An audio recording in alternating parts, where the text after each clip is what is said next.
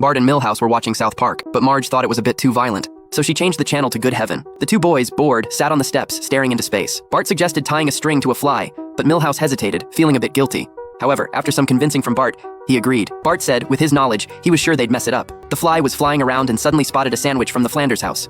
Without hesitation, it rushed straight for it. Bart and Millhouse followed the string, but they couldn't pull it at all, so they decided to go inside to investigate. It turned out the fly had been eaten by the Flanders cat. Their fun was ruined once again. But looking around at the empty house, an idea struck them. Next, they went to the kitchen, and Bart noticed the peanut butter was gone. Bart stopped Millhouse from putting the lid back on. The two turned Flanders' house into their playground, running wild. They even rushed into Flanders' collection room. Seeing the whole room filled with Beatles memorabilia, Bart was stunned. At that moment, Millhouse discovered many bottles of drinks. The two opened them up and began drinking. But because the drinks had expired years ago, they soon began suffering from severe side effects.